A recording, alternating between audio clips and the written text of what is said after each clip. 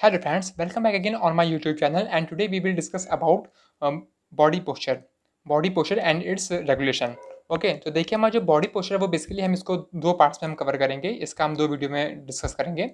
इस वीडियो में हम पहले नॉर्मल बॉडी पोस्चर के बारे में डिस्कस करेंगे। हम देखेंगे इसमें कि हमारा बॉडी पोस्चर जो है नॉर्मल बॉडी पोस्चर वो कैसे रेगुलेट होता है और कौन कौन से ऑर्गन्स उसको रेगुलेट करने में हमारे इन्वॉल्व होते हैं। और in the next video we will discuss about abnormal body posture under which we will individually discuss about decorticate and decerebrate type of rigidity, है ना। क्योंकि हमारा रिजिडिटी आप समझ ही रहे हो कि एक पैथोलॉजिकल कंडीशन है ना। नॉर्मल कंडीशन में हमारी रिजिडिटी हमारी होती नहीं है ना। तो ये हमारे एबनॉर्मल है, इसलिए हम इसको एबनॉर्मल बॉडी पोस्चर के अंतर्गत हम इसे पढ़ेंगे। तो देखिए फ्रेंड्स, हमारा जो बॉडी पोस्चर होता है उसको समझने के लिए पहले मैं आपको कुछ 3 पिक्स मैं आपको दिखा रहा हूँ, है ना। आप पहले पिक्स में देख रहे हो, पहले पिक्चर में आप फर्स्ट फिगर में आप देख रहे हो कि इसमें हमारी नॉर्मल बॉडी पोस्चर है, कोई बात नहीं, इसमें कोई खास बात नहीं है। जो आप नेक्स्ट और थर्ड जो सेकंड और थर्ड फिगर में अगर आप नोटिस कर रहे होगे तो आप देख रहे हो कि इसमें एक तरीके की हमारी रिजिडिटी है ना। मतलब टोनिसिटी जो है मसल्स में जो टोन है ना। स्केलेटल मसल्स में जो टोन है, स्केलेटल मसल्स बेसिकली हमारे इन्वॉल्व होते हैं हमारे बॉडी पोस्चर में। ओके, पहली बात तो आप देख रहे हो कि इनमें जो रिजिडिटी है वो बेसिकली है ना, जो कि हमारे एबनॉर्मल बॉडी पोस्चर के लिए कॉज कर रही है। अब आप इन दोनों फिगर में भी अगर आप देख रहे हो कि फिगर सेकंड में है ना, आप देख रहे हो कि इसमें फ्लेक्शन वाली जो रिजिडिटी है ना, जो ऐसी मसल्स, ऐसी स्केलेटल मसल जो कि फ्लेक्शन में हेल्प करती हैं। फ्लेक्शन मतलब जो हम फ्लेक्स करते हैं, है ना। तो जो फ्लेक्सर वाली जो रिजिडिटी है वो फिगर 2 में आपको दिख रही है आर्म्स में। उसका जो हैंड है ना, आप हैंड में देख रहे हो अपर आर्म्स में, वहाँ पे आपको फ्लेक्शन वाली रिजिडिटी आपको देखने को मिल रही है। और जो लोअर ट्रंक है उसमें आपको कौन सी एक्सटेंसर वाली रिजिडिटी आपको देखने को मिल रही है। और in the figure third you are seeing that this body is totally have extensor type of rigidity, no flexion, only and only extensor, only and only hyperactivation of extensor group of muscles are present in the figure 3, है ना, in the patient of figure 3। so देखिए, तो आपने देखा कि हमारा जो abnormal body posture में हमारा क्या होता है, रिजिडिटी डेवलप हो जाती है, रिजिडिटी, है ना। और जो फर्स्ट वाले फिगर में जो कि नॉर्मल कंडीशन में था उसमें आप देख रहे हो कि रिजिडिटी और जो रिलैक्सेशन, जो मसल्स का रिलैक्सेशन है, हम इसको बोलेंगे फ्लैसिडिटी। जो फ्लैसिडिटी है और रिजिडिटी यानी कि टोनिसिटी, जो मसल्स में टोन है वो ठीक हमारा बराबर होता है नॉर्मल बॉडी पोस्चर में, है ना। अगर हमारे ब्रेन में अगर कोई लेशन नहीं है ना, ब्रेन में अगर कोई इंजरी नहीं हुई है तो हमारे जो नॉर्मल कंडीशन में क्या होता है, अंडर नॉर्मल कंडीशन हमारे पास होता है इन स्केलेटल मसल्स, यहाँ पे लिख देता हूँ, स्केलेटल मसल्स में क्या होता है, फ्लैसिडिटी इज इक्वल टू हमारी होती है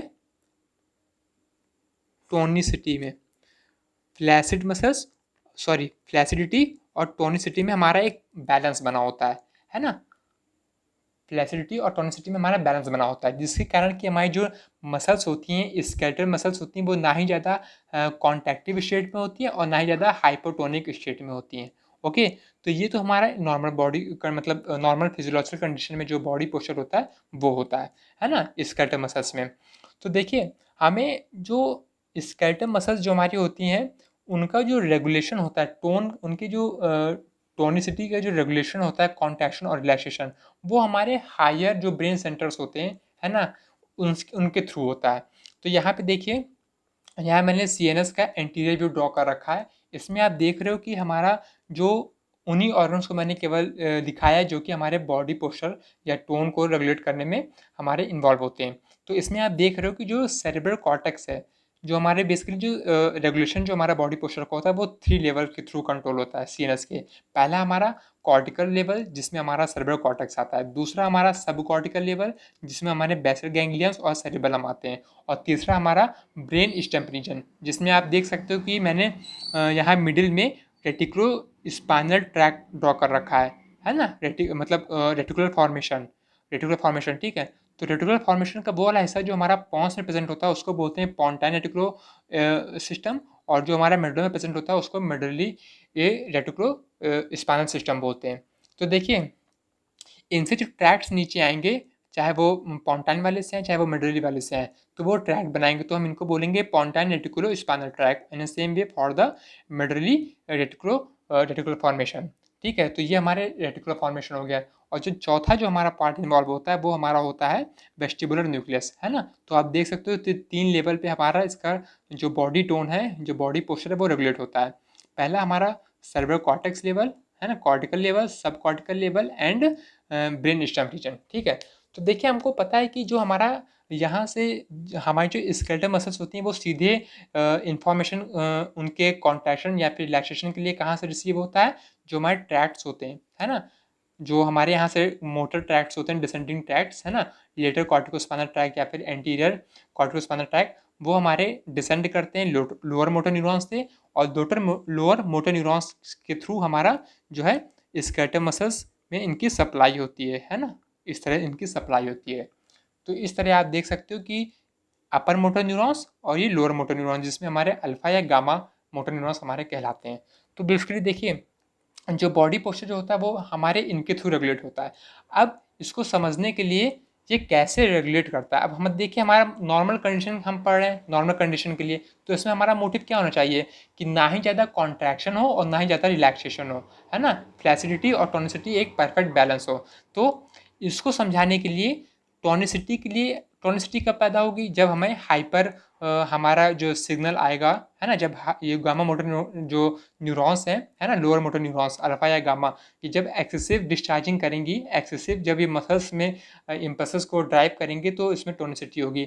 और वही उसी कॉन्ट्रास्ट अगर ये कम डिस्चार्ज करेंगे तो फ्लैसिडिटी डेवलप होगी। तो हमारा बैलेंस हमें मोटिव क्या है, पॉजिटिव और निगेटिव जो है वो बराबर हो, है ना, पॉजिटिव और निगेटिव इम्पल्सेस जो है ना, चाहे वो डिस्चार्ज कराने वाले हो या फिर रिलैक्स कराने वाले हो, इनके जो इम्पल्सेस हैं वो बराबर होने चाहिए। तो देखिए हमारा होता क्या है बेसिकली, हमें पता है कि देखिए सबसे पहले हमें समझना पड़ेगा कि ये मैंने जो हमारे लोअर मोटर न्यूरॉन्स होते हैं for the regulation of body posture, है ना, इसके लिए बॉडी पोस्चर को रेगुलेट करने के लिए हमारे कौन कौन से ऑर्गन्स इन्वॉल्व होते हैं, हमारे बेसिकली पोंटाइन, मेडुलरी रेटिकुलोस्पाइनल ट्रैक और वेस्टिबुलर सिस्टम, ये 3 बेसिकली हमारे डायरेक्ट कंट्रोल में होते हैं, डायरेक्ट कंट्रोल करते हैं लोअर मोटर न्यूरॉन्स को, है ना, for the maintaining body posture. तो ये 3 जो है इनको मैं सेपरेटली यहाँ पे दिखाता हूँ।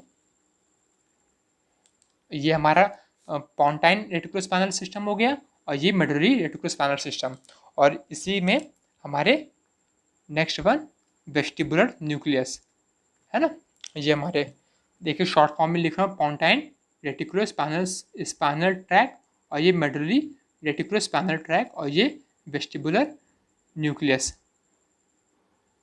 Vestibular nucleus. देखिए इनके जो ये लोअर मोटर न्यूरॉन्स को कैसे कंट्रोल करेंगे, जब इनके ट्रैक्ट्स आएंगे नीचे तभी तो कंट्रोल करेंगे, इनके फाइबर्स यहाँ से इनकी सेल बॉडी जो है अराइज होगी, और सॉरी यहाँ पे सेल बॉडी इनकी होगी और ये एक्सॉन के थ्रू यहाँ पे कंट्रोल करेंगे गामा मोटर न्यूरॉन्स को।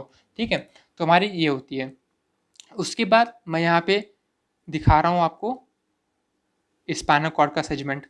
ओके, तो देखिए हमारे होगा क्या, ये हमारे कुछ डायग्राम है, जो कि ये जो सिस्टम है, ये पोर्शन आप देख रहे हो, ये सीधे हमारा यहाँ पे एंटीरियर ये डॉर्सल हॉर्न है और ये एंटीरियर हॉर्न है। ठीक है, तो ये एंटीरियर हॉर्न्स की जो हमारे न्यूरॉन्स होते हैं, गामा या अल्फा मोटर न्यूरॉन्स जो होते हैं, लोअर मोटर न्यूरॉन्स जो होते हैं वो सीधे इनके कंट्रोल में होते हैं for the in the term of in the during functioning body posture regulation, है ना। तो देखिए हम करेंगे क्या, ये मैंने स्केलेटल मसल्स को ड्रॉ किया। ओके, तो आप देख रहे हो ये मैंने स्केलेटल मसल्स को ड्रॉ किया है। ठीक है, तो आप स्केलेटल मसल्स में आप देख रहे हो हमारे 2 तरह के फाइबर्स हैं, एक हमारे एक्स्ट्रा फ्यूजल फाइबर्स जो कि रेड कलर से हैं, ये एक्स्ट्रा फ्यूजल फाइबर्स हैं, शॉर्ट फॉर्म में लिख रहा हूँ EF। ठीक है, एक्स्ट्रा फ्यूजल फाइबर, और जो ग्रीन पेन से मैं लिख रहा हूँ ये है इंट्राफ्यूजल फाइबर्स IF। तो जो इनर फाइबर जो होते हैं, जिनका नंबर जो है वो कम होता है, वो हमारे बेसिकली प्रोप्रियोसेप्टर की तरह काम करते हैं, प्रोप्रियोसेप्टर्स, है ना। प्रोप्रियोसेप्टर मतलब जो हमारे ऐसे रिसेप्टर जो कि बॉडी के टोन और पोस्चर को रेगुलेट करने में हेल्पफुल होते हैं, ऐसे रिसेप्टर्स उनको बोलते हैं प्रोप्रियोसेप्टर्स। और जो मसल्स, जो स्केलेटल मसल्स में जो एक्चुअली कॉन्ट्रैक्शन और रिलैक्सेशन का काम करते हैं, वो हमारे एक्स्ट्राफ्यूजल फाइबर्स होते हैं। तो ठीक है, तो आपने देखा कि स्केलेटल मसल्स में हमारे दो तरह के फाइबर्स होते हैं, एक एक्स्ट्राफ्यूजल और एक हमारे इंट्राफ्यूजल। तो देखिए हमें करना क्या है कि इनसे निकलने वाले सिग्नल जो हैं लोअर मोटर न्यूरॉन से, अल्फा या गामा से निकलने वाले जो फाइबर्स हैं, जब इन पे अपने सिग्नल्स को जब वो करेंगे, डिस्चार्ज करेंगे, तो उनमें बैलेंस होना चाहिए। ना ही वो ज़्यादा कॉन्ट्रैक्शन वाला सिग्नल प्रोवाइड करें और ना ही ज़्यादा इनहिबिटरी वाला सिग्नल प्रोवाइड करें। ठीक है, तो हमें इसे कंट्रोल करना है, यानी कि जो पॉजिटिव और निगेटिव है इसे बैलेंस रखना है। तो देखिए ये होता कैसे है, हमारा जो पोंटाइन रेटिकुलोस्पाइनल ट्रैक है और मेडुलरी रेटिकुलोस्पाइनल ट्रैक, ये करते क्या है, ये इनका जो है कनेक्शन जो सेरेब्रल कॉर्टेक्स, बेसल गैंग्लियन और तीसरा हमारा सेरेबेलम, ओके, ये तीन जो हैं ये हायर सेंटर हैं। आप देख सकते हो cerebral cortex, basal ganglion and cerebellum, ये हमारे हायर सेंटर हैं। तो ये जो हायर सेंटर वाले जो हैं वो सीधे इनका जो है इनहिबिटरी, ये मेडुलरी मेडुलरी रेटिकुलोस्पाइनल ट्रैक को इनहिबिटरी सिग्नल प्रोवाइड कराते हैं। ठीक है, ये जो मेडुलरी रेटिकुलोस्पाइनल ट्रैक, क्योंकि ये हमारा डायरेक्ट कनेक्शन में होता है इससे, तो ये जो है हमारे मेडुलरी रेटिकुलोस्पाइनल ट्रैक जो है ये हमारा इनहिबिटरी सिग्नल को रिसीव करता है हायर सेंटर से। तो होता क्या है कि जब इनके जब सिग्नल जब ये डिसेंड करेगा नीचे, है ना, इससे जब हमारे सिग्नल जब डिसेंड करेगा और कहाँ रिले करेगा, हमारे गामा मोटर न्यूरॉन्स पे, गामा, ठीक है, ये गामा लिख रहा हूँ, गामा मोटर न्यूरॉन्स। ठीक है, तो ये कौन से सिग्नल्स होंगे, ये इनहिबिटरी सिग्नल होंगे।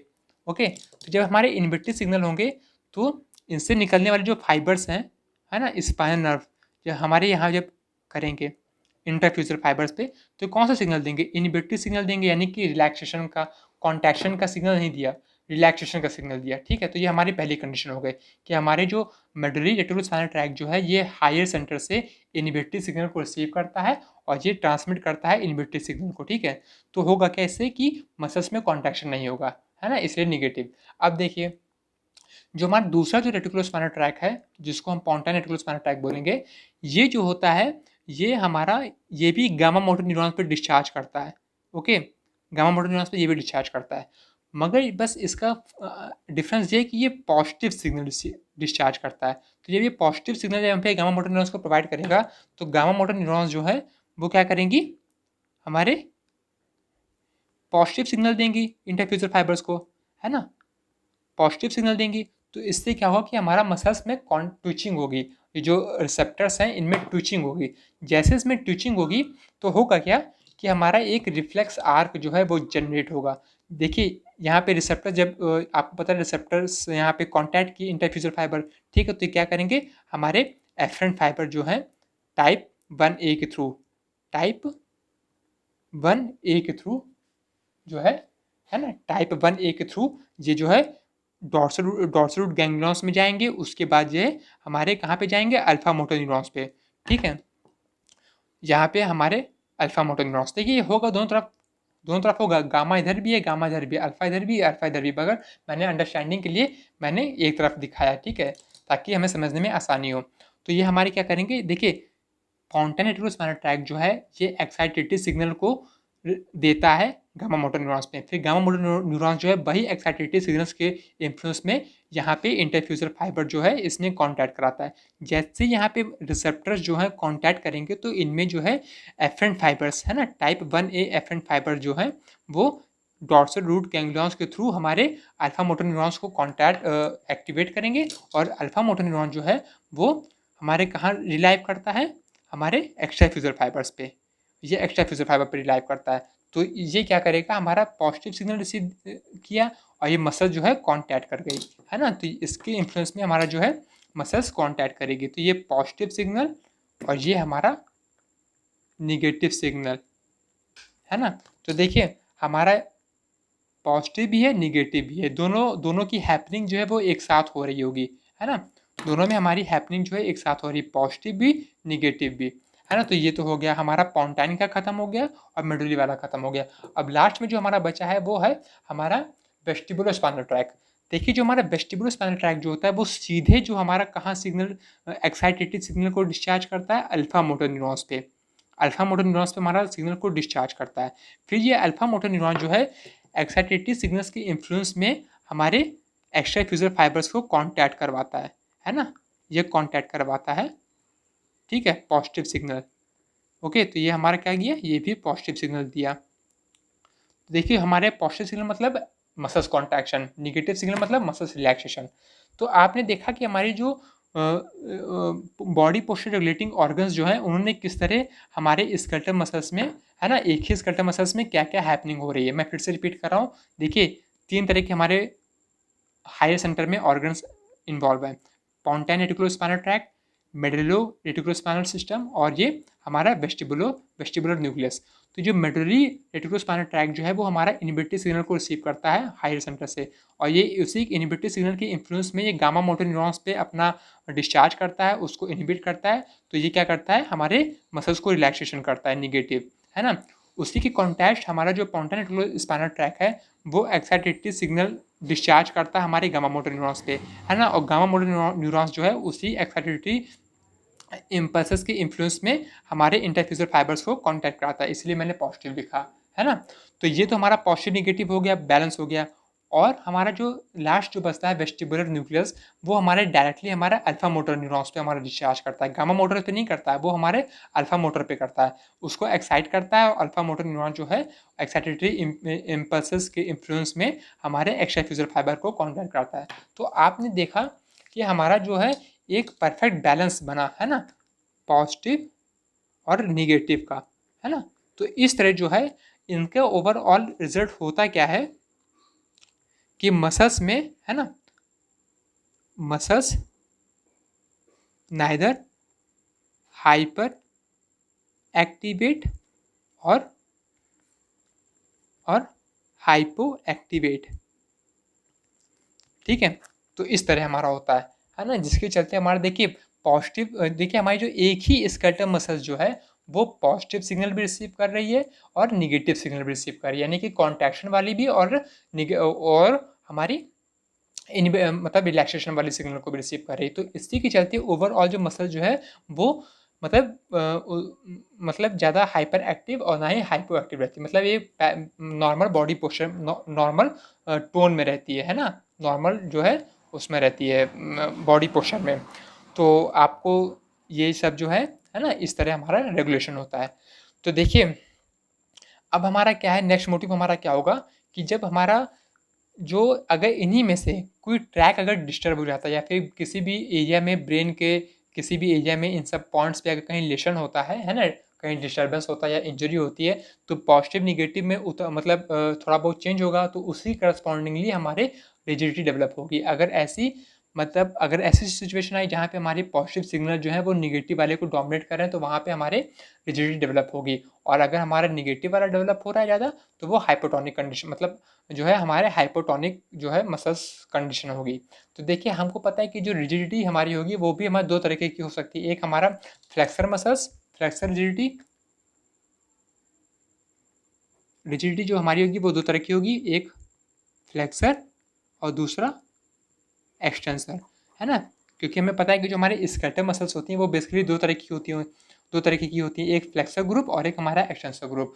जो फ्लेक्सर वाली रिजिडिटी अगर होगी तो उसमें हमारा हाइपर एक्टिव होगा कौन सी, फ्लेक्सर ग्रुप ऑफ मसल्स, और अगर एक्सटेंसर वाला होगा तो हमारा हाइपर एक्टिव होंगी कौन सी, एक्सटेंसर ग्रुप ऑफ मसल्स।